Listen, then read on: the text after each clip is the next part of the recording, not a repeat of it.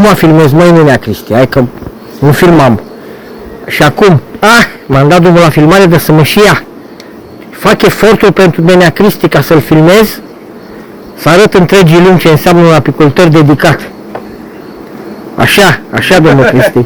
Te-ai mascat și te-ai aranjat? Ca de nuntă. Ca de nuntă, bravo. Îmi place despre tine. Ăsta e cam închis urdinișul ăsta.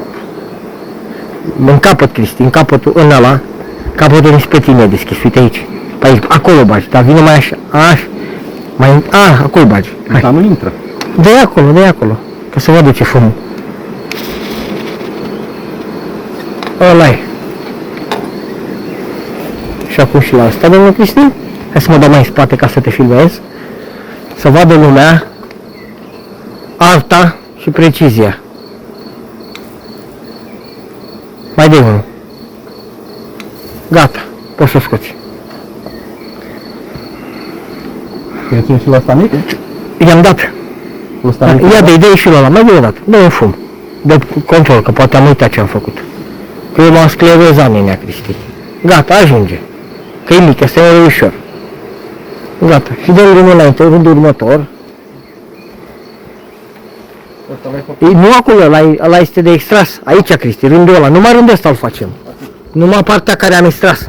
Deci vom trata cu amitraj doar stupii care au fost extrași. Nu stupii care au rămas de extras.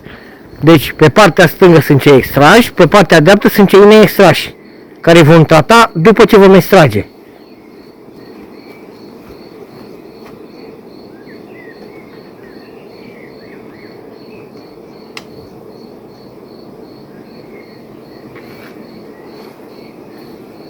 Mai stai un pic, Cristi, că deja picură lichid. Da.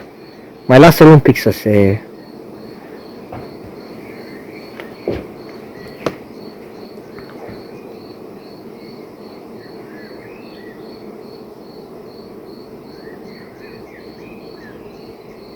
Gata, e suficient acum, poți să-i dai. Deci după cum vedeți cu acest aparat extraordinar, nu mai este nevoie să închidem urdinișurile, da?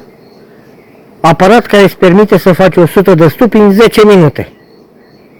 Poate chiar mai bine, dar noi stăm pentru ca vaporii de amitraj să fie foarte bine proporțional, adică să nu vină lichid, pentru că dacă dai mai repede, foarte repede, pe serpentină nu are timp să se încingă și va deveni din nou de vapor, vor deveni picături. Ceea ce nu este ok. Da, uitați-l, Cristi acum așteaptă, da?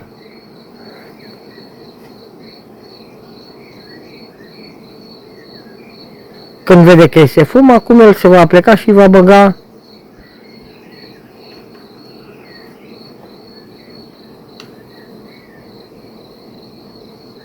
Deci, domnul Cristi, de când am plecat filmarea, ajunge. De când am început filmarea sunt 3 minute și 35 de secunde.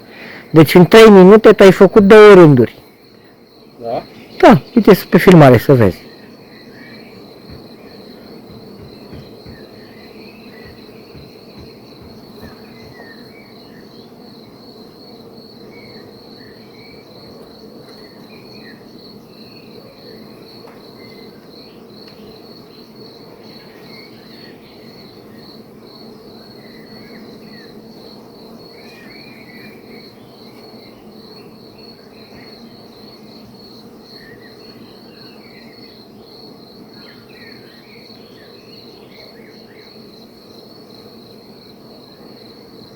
Pe nu ai dat acolo? Asta nu. Am înțeles. Gata. Iartă-l. Următorul rând. Hai, vom închide filmarea și vom prelua aparatul.